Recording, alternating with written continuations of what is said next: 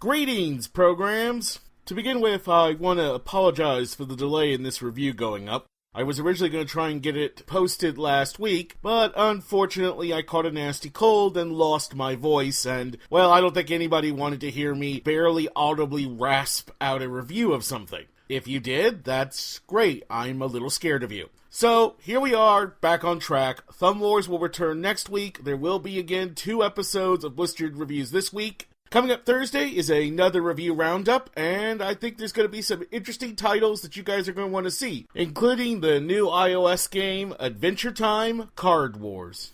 But for now, it's time for Lightning Returns, Final Fantasy XIII. When I awoke from my dreamless sleep, I was just in time to witness the end of the world.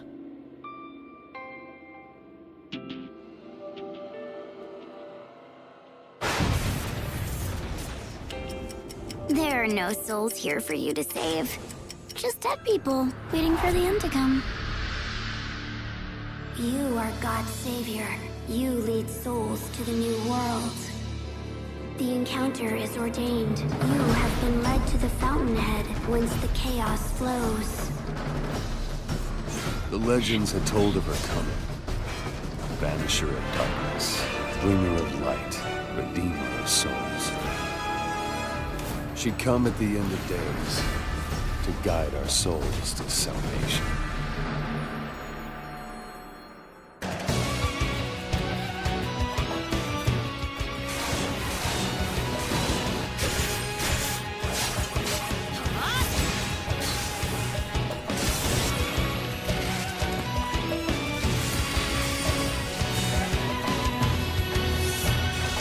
If you wish to have my soul, you must take it by force. He has lost his undying heart. He no longer wants to live. He yearns to die. But he cannot. As the savior, you have to help him. Bring him salvation and release his soul. No one is gonna stop me. You hear? Not you, definitely not her. If I have to fight the savior, then I will.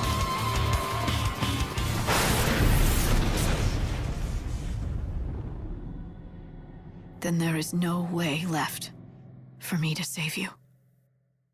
And so at last it comes to this, the long-awaited, or in some cases dreaded, conclusion to the Final Fantasy XIII saga, aka the most hated video games ever. At least, according to some, but then that's the point. Despite the vitriol you see online, there are indeed plenty of people who enjoyed Final Fantasy XIII and thought it was a great game. I should know, I'm one of them. And over the years, I've gotten contacted by enough people who share my opinion that I know I'm far from alone on that count. Similarly, I also thought 13-2 was a great game, and as a result, I've been looking forward to Lightning Returns for some time. And thankfully, as it turns out, Square Enix has managed to bring this particular sub-series to a truly triumphant close. The good: story, characters, gameplay, general visuals, audio. The bad: odd cutscene staging, pop-up, needed more Saz and Caius. The ugly: not only is Chocolina back, but now other people are dressing up and imitating her speech pattern as well. The horror. The horror. It's been 500 years since the apocalyptic ending of Final Fantasy XIII-2, and in that time, the world of Grand Pulse has been continually consumed by a sea of chaos, until only 4 small land masses remain. Even worse, the natural order of the universe is broken down, and as a result, people can no longer age or reproduce. Combine this with the fact that disease and injury can still cause death, and you have the perfect recipe for a society that has stagnated and fallen into an endless repetition of the same patterns.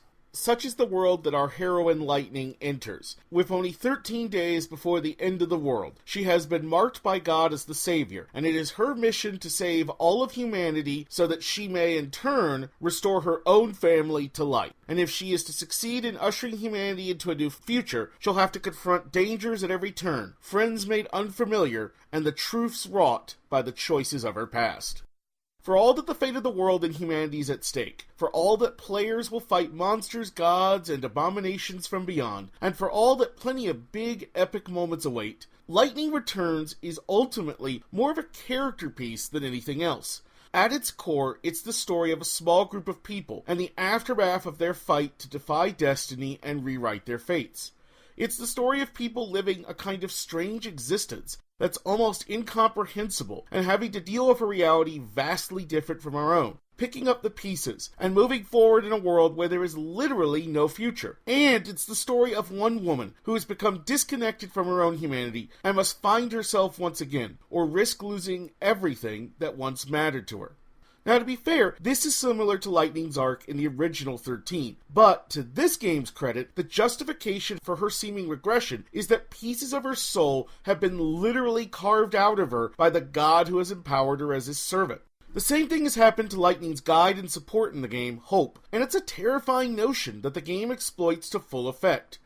It also fits in well with one of the larger driving themes of Lightning Returns, namely, what happens to humanity when everything once taken for granted goes away. The game makes it clear multiple times that the decaying of the world is affecting people on more than just a physical level, and indeed, that's why, for example, most children have remained emotionally immature even after 500 years of life. And that's just one example I could give of the many ways Lightning Returns plays with the concepts at its disposal in a fashion that as a longtime fan of speculative fiction, I find immensely appealing.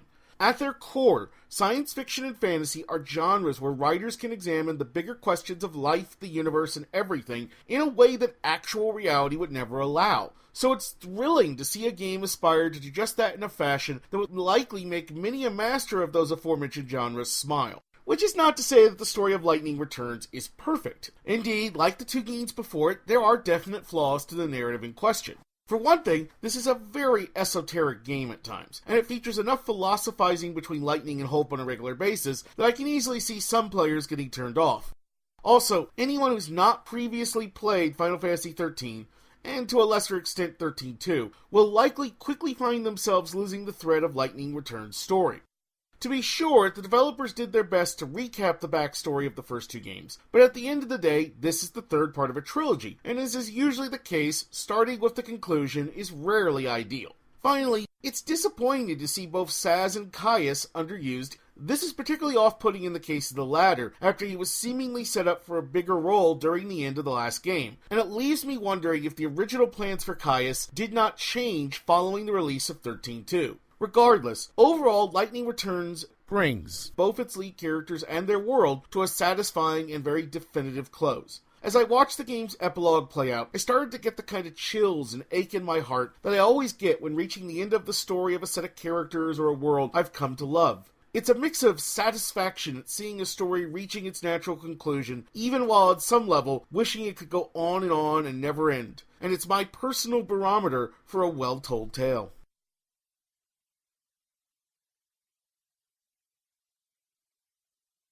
Following along the same lines as its story, Lightning Returns foregoes the usual leveling system of most RPGs for something far more experimental and unusual. In Returns, players do not gain experience from beating enemies, and instead will gain HP, strength, magic, and more from successfully completing quests. The idea is that every quest in the game, be it big or small, optional or required, ultimately revolves around saving the soul of a given person or groups of people. Sometimes this is something as simple as helping a child find a lost beloved stuffed animal. Sometimes it's as complex as helping an old friend going mad from centuries of unresolved emotional issues. It's an approach to quests and gaining new strength and abilities that ties in well with the game's narrative, while additionally giving players a largely non-linear experience that can be tackled in almost any order they desire. Along these lines, within the first couple hours of the game, the majority of Lightning Returns' world lays open for players to explore as they wish, and there's plenty to see and do in the 13 days that remain before the world comes to an end. Speaking of time, this element plays a big role in Lightning Returns, as one might expect from the setup, and indeed, players will need to operate with an awareness of the ticking of the hands of the clock as they progress. In LR, a single day without any interruptions lasts about an hour of real-world time, but the key word there is interruptions. The clock stops during cutscenes, battles, and when browsing menus. so players don't have to worry about skipping a key story scene or anything like that. Furthermore, early on in the game, players gain an ability that lets them stop the timer for a few minutes at a time. Using this ability costs EP, and players can generate more EP by defeating enemies in combat. This, along with gaining gil, items drops, and new combat abilities, is how the game brings value to fighting baddies without a traditional experience system. And in general, intelligent use of this pause ability will help ensure that players have plenty of time to do what they need to do. To reach the actual end of the game, technically, only the game's 5 main story quests need to be completed, and most players should be able to accomplish this by the end of day 6 or 7 at the latest. Heck, with a proper strategy guide, it's even possible, if very difficult, to do so by the end of day 2. Of course, keep in mind that these story quests all tend to climax in difficult boss battles, so it's generally worth slowing down and taking on some side quests first before plunging into the fight.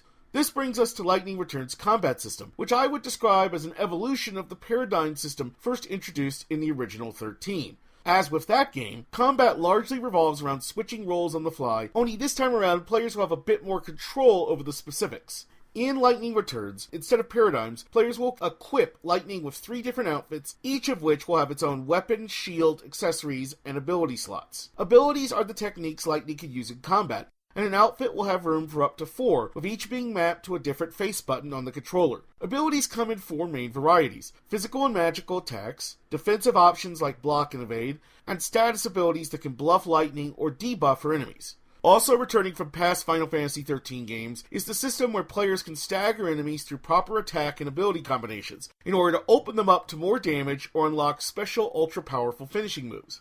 Tying this all together is the ATB bar, which in LR decreases a certain amount whenever a given ability is used. Once the ATB bar reaches 0, players will be unable to attack until it sufficiently recharges, but each outfit has its own separate ATB bar, and players can switch between their currently equipped outfits with the press of a button. Furthermore, when an outfit is in reserve, its ATB bar recharges much more quickly than when it's being actively used. By now, it's hopefully becoming clear just how much flexibility Lightning Return's combat system offers players. And indeed, there are countless viable strategies and approaches to success. One way to go, for example, is designating each outfit for a different task, such as physical attacks, magical attacks, and defense status effects. Keep in mind that perfectly timed blocks or evades can contribute to staggering an enemy, and sometimes is the only way to stagger a foe. So some players may instead want to include a defensive ability on all 3 outfits just for safety's sake. Either is a viable approach, and I have to say that I found myself quickly falling in love with Lightning Return's fast-paced and action-packed combat. Furthermore, once Day 7 is completed, on each subsequent remaining day, enemies will become more powerful and will gain new abilities and or attack patterns. This extends to the bosses for the game's main story missions, which is just one more reason that players will want to be careful in how they budget their time. The game even features a system where the majority of enemies can be hunted to extinction once you kill enough of them and trigger the spawning of an extra powerful version of that foe called a last one. It's a neat little touch, and another example of just how well this game ties together its gameplay and story elements. You'll note I did not mention healing abilities, and that's because outside of a few special exceptions, healing in Lightning Returns as an EP ability, and players will only have a very limited amount of EP at any given time. The other option for healing is via items, but again, players will only initially be able to carry 5 healing items, and that includes remedies and Phoenix Downs along with the standard potions as well. Throw in the fact that on the normal difficulty setting, Lightning's health does not naturally regenerate, and that failing to attack enemies first on the overworld will actually cause Lightning to lose health, and it all makes for a game where the normal difficulty setting is anything but a cakewalk. Since details of Lightning Return's various gameplay systems were first released, a lot of shots have been taken at the game for the whole dress-up angle, and not without some good reason. Unlike the rest of the gameplay in Lightning Returns, this aspect does not tie in thematically with the story, and the game does not even make a token effort to justify why God would have Lightning's abilities work in this fashion. Plus, yes, there are a number of outfits that range from silly to outright sexist, although I want to add I had no problem assembling 8 or 9 powerful outfits with unique or valuable abilities that also avoided making Lightning look like a complete idiot.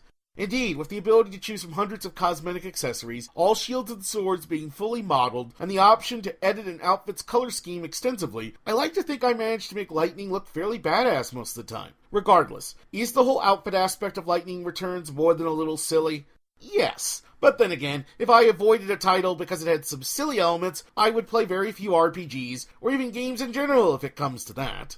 In addition to the story problems I've already mentioned, the game's graphics also feature a couple noticeable flaws. For one thing, pop-up occurs frequently, and especially in the game's two urban environments. Also, for some odd reason, many of the conversations with side characters in the game suffer from strange blocking and unfortunate camera angles. It's not a problem during the game's main story sequences, mind, but it's clear that Lightning Returns is straining against the limitation of its now technically outdated hardware. Still, overall, this is a gorgeous-looking game with 4 extremely diverse and massive environments to explore with minimum load times, especially if players opt to go for the game's full install option. Indeed, in general, players will only see a loading screen whenever traveling between the game's main 4 areas or after using a teleporter. And if you can see a part of the world in Lightning Returns, then eventually you'll be able to visit it. Orally, the game is an outright triumph, with the English voice cast giving another superb showing, and an incredibly diverse and full-bodied soundtrack that now stands as my favorite Square Enix game soundtrack to date.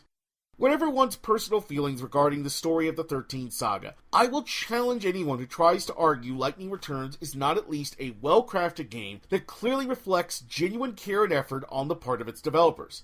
There's so much to see and do, and I easily put 40 plus hours into my first playthrough, and that was using a guide to streamline the process. As a related aside, I can also strongly recommend the official Lightning Returns Player's Guide from Piggyback. It's a really useful tome that offers as little or as much help as a player needs, along with some invaluable maps, and it more than justified its asking price. Back to the game itself. While Bravely Default was an amazing game, on a personal level, I enjoyed Lightning Returns even more. The fact that SE can release 2 games of such high quality in 1 month just goes to show that the company still has plenty of life left in it. Will Lightning Returns win over die-hard 13 haters? Probably not. But those prepared to give it a chance will find an engaging title with unique gameplay and a truly thought-provoking tale. Score: 9 out of 10 must own. Recommendation: try it out.